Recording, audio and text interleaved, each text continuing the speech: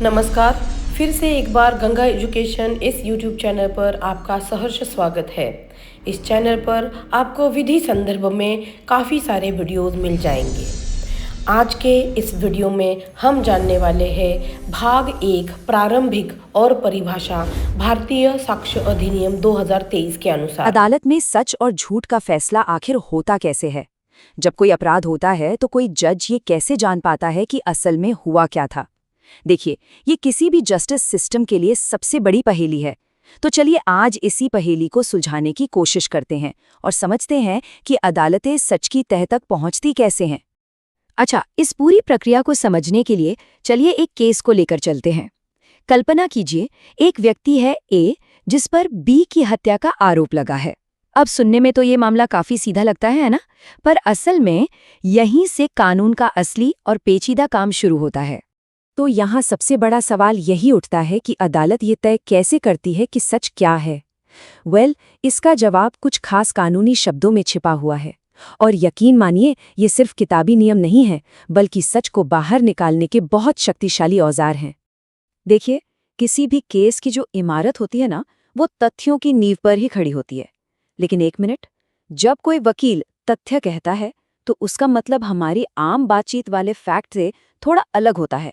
तो चलिए देखते हैं कानून की दुनिया में इस शब्द का आखिर मतलब क्या है। कानून तथ्य को दो हिस्सों में देखता है। पहला, वो सारी चीजें जिन्हें हम अपनी 5 इंद्रियों से महसूस कर सकते हैं, जैसे कुछ देखना, कुछ सुनना। और दूसरा, हमारी अपनी मानसिक दुनिया, जैसे किसी का इरादा, उसकी कोई सोच या कोई भावना।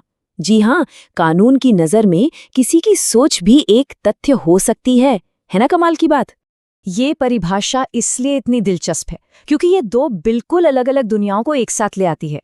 एक तरफ है हमारी बाहरी भौतिक दुनिया, जिसे हम देख सकते हैं, छू सकते हैं, और दूसरी तरफ है हमारी अपनी अंदर की दुनिया, हमारे विचार, हमारे इरादे, हमारी भावनाएं। कानून इन दोनों को ही तथ्य मानता है, और बस यही बात किसी भी केस को इतना जटिल और रोचक बना देती है। अगर हम इसे अपने हत्या वाले केस से जोड़कर देखें, तो मान लीजिए किसी गवाह ने ए को घटनास्थल से भागते हुए देखा, तो ये एक भौतिक तथ्य है। लेकिन क्या ए का इरादा बी को मारने का था? ये एक आंतरिक यानी दिमागी तथ्य है, और अदालत के लिए ये दोनों ही तथ्य बराबर के महत्वपूर्ण हैं।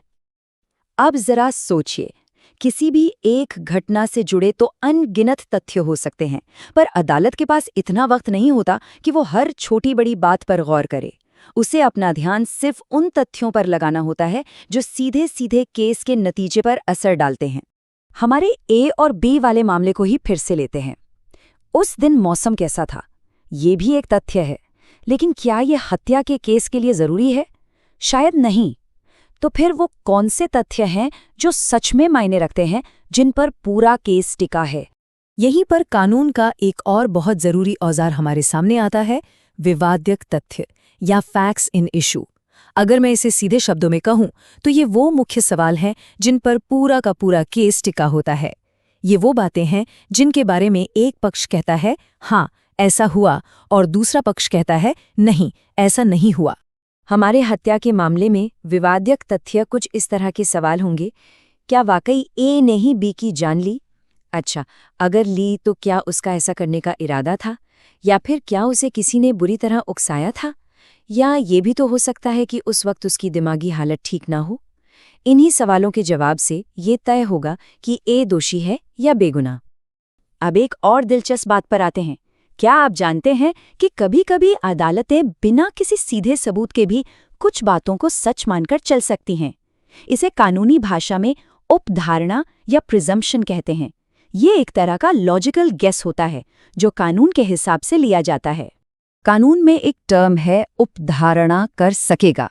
इसका सीधा सा मतलब ये है कि जज के पास ये अधिकार होता है कि वो किसी चीज को सच मान ले जब तक कि दूसरा पक्ष उसे गलत साबित ना कर दे। ये एक तरह से किसी एक पक्ष को शुरुआती बढ़त देने जैसा है, लेकिन हाँ, इसे चुनौती दी जा सकती है। इसका एक बहुत ही अच्छा उदाहरण है बच्चों से जुड़ा कानून। अदालतें अक्सर ये मानकर चलती हैं कि एक बहुत छोटा बच्चा, मान लीजिए 12 साल से कम का, ये समझने में सक्षम नहीं होता कि उसके काम के क्या बुरे नतीजे हो सकते हैं, ये एक उपधारणा है। हाँ, अगर कोई ये साबित कर दे कि वो बच्चा अपनी उम्र के हिसाब से बहुत ज्यादा समझदार था तो बात अलग है, लेकिन शुरुआत इसी अनुमान से होती है। तो हमने तथ्यों को समझा, विवादक तथ्यों को जाना और उपधारणाओं के बारे में भी बात की।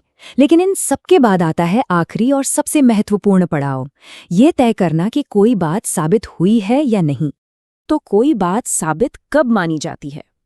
तब जब सारे सबूतों को देखने के बाद एक आम समझदार इंसान को ये यकीन हो जाए कि हाँ, इस बात के होने की संभावना बहुत ज्यादा है। देखिए, 100% निश्चित होना जरूरी नहीं है, पर संभावना इतनी हो कि उस पर भरोसा किया जा सके। और साबित नहीं हुआ का मतलब है कि मामला बीच में अटका हुआ है, न तो उसे सच कह सकते हैं न ही झूठ। ये वो स्थिति है जब सबूत काफी नहीं होते। तो चलिए अब इन सभी अलग अलग टुकड़ों को एक साथ जोड़कर देखते हैं और समझते हैं कि ये सारे कानूनी औजार मिलकर एक फैसले को कैसे जन्म देते हैं। इस पूरी प्रक्रिया को हम 4 आसान कदमों में बांट सकते हैं। कदम 1, सारे सबूत और तथ्य अदालत के सामने रखे जाते हैं। कदम 2, उनमें से जो मुख्य सवाल हैं यानी विवादक तथ्य, उन्हें चुना जाता है। कदम 3, अगर जरूरत पड़ती है तो कानूनी अनुमान यानी उपधारणाएं लागू की जाती हैं। और आखिरी कदम, अदालत ये तय करती है कि सबूतों के आधार पर कौन से मुख्य सवाल साबित हुए, और बस इन्हीं साबित हुए तथ्यों के आधार पर फैसला लिखा जाता है। तो हमने देखा कि अदालत का सच तक पहुंचना कोई जादू नहीं है। ये एक बहुत ही सदी हुई स्ट्रक्चर्ड प्रक्रिया है जिसमें हर कदम सोच समझकर उठाया जाता है। लेकिन ये पूरी चर्चा हमें एक बहुत बड़े सवाल पर लाकर छोड़ देती है। क्या ये व्यवस्थित तरीका हमेशा एक सही संतुलन बना पाता है? एक तरफ एक आरोपी के अधिकार हैं और दूसरी तरफ पूरे समाज के लिए न्याय की मांग। इसी नाजुक संतुलन को बनाना ही शायद न्याय प्रणाली की सबसे बड़ी और सबसे जरूरी चुनौती है। वीडियो अंत तक देखने के लिए शुक्रिया। Subscribe for more.